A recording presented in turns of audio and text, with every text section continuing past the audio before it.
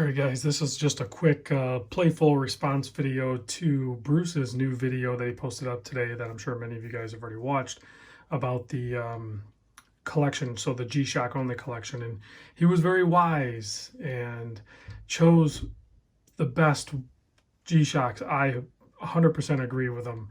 And I actually have all three that he spoke of.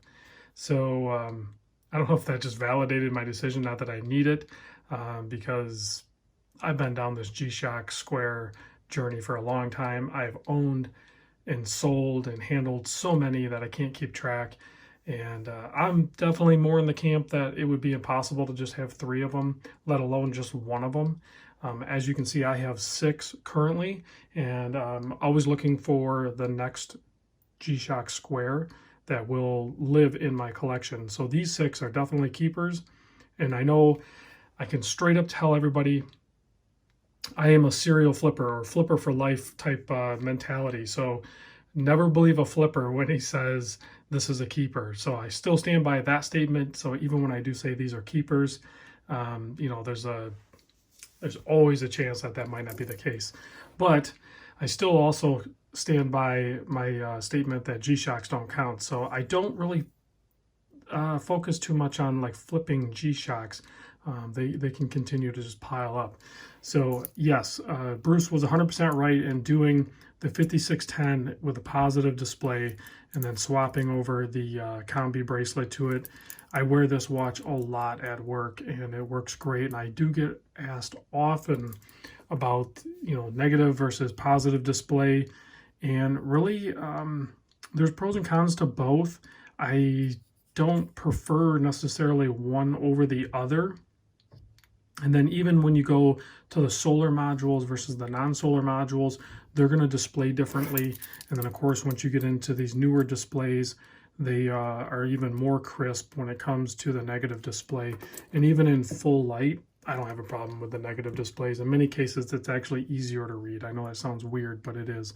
So yeah, 5610 on Combi, 100%, great choice and great watch. So I need to probably tighten it up a little bit, but that's definitely a work watch. I typically will have this one in my work vehicle at all times. So it'll get worn intermittently depending on what kind of work I'm doing. And then of course the Bling Master, the full metal gold tone one authentic G-Shock watch is also a very awesome watch. And I 100% agree with Bruce on that one and many other people, because I have owned the chrome model, the blue model. I actually am on the fence right now. I might actually buy the full black one. I kind of want to check that one out. My buddy Adam has one and he loves it. So I still might add that to the rotation. We'll see, unless G-Shock comes out with some more really cool squares soon. I might have to satisfy that urge to constantly bring in more squares and check them out.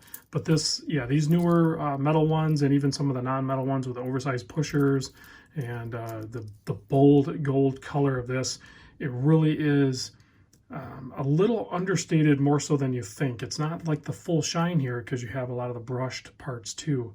And, that'll wear and stuff like that, or you could even brush it if you wanted to. But the weight of it, the feel of it, and, it's definitely gold and it's definitely awesome. There's no doubt about it. So I prefer this one easily over the chrome one. And of course, we have the titanium camouflage type laser engraved on there. Just kind of more of a statement piece within the G-Shock Square lineup.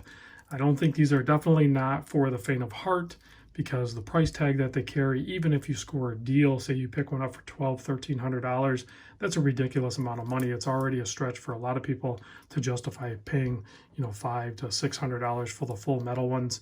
When you go up to these, the full retail price was like $1,600, I think.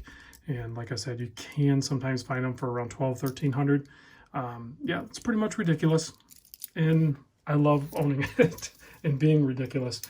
The best part about it is it'll only be other watch fanatics, which I'm not really around in my area, So like if I ever go to a meet or if I'm out in a more populated area and I'm wearing this or something like that, there'll be another watch idiot savant that may spot this and appreciate for what it is. And if you do, and you catch somebody wearing like one of these gold bling masters, or certainly one of these, you know there's certain watches that if one of us are wearing, we're kind of like that next level.